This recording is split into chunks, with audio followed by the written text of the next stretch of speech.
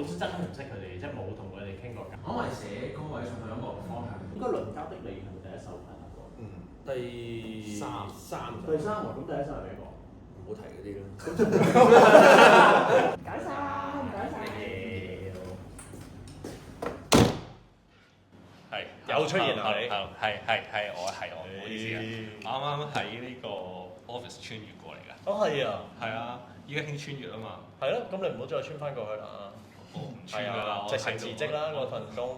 可唔可以幫我 drop 個辭職信啊？可以啊，唔使你直接喺呢度講咪得咯，你老細聽到啦。你一講我老細俾幾個字我，第二個字你知啊。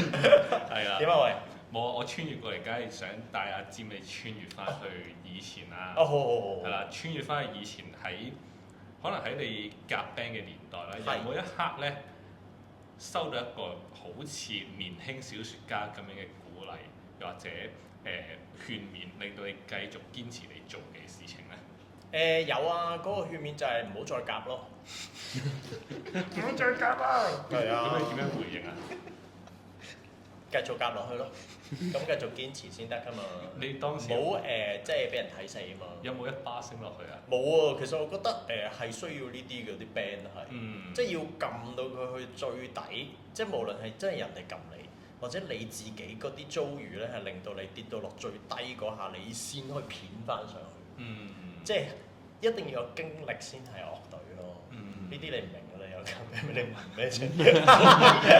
咁靚仔，如果大家一幻想下我帶大家穿越去未來啦，去到老爺呢個年紀啦，乜嘢嘢啊你啊？呢個年紀啊，黐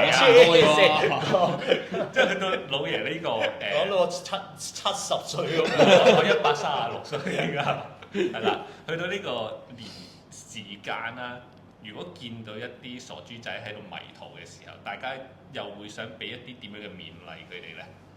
哇！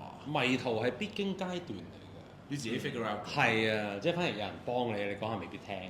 即係好似細個爸爸媽媽叫你食多啲菜咁樣，你未必聽。但係你大個咗，你反而會經歷過。係啊，搏命食菜。經歷過冇菜嘅時經過便秘嘅時候。冇錯，你經歷完便秘，你就知道菜嘅緊要性。即係可能而家，如果我有個能力去同翻10年前嘅自己講，佢點，嗰啲都知道自己唔會聽。係啊，反而係你自己撲低完，你起翻身咪得咯。所以會觀察，睇你幾時撲低，然之後你撲完之後就鼓勵你，就係咁樣，所以你係可以起得翻身。我而家都企得翻起身。先撲下先。我而家去撲先。好，阿 Nick。睇完啊？咁快嘅？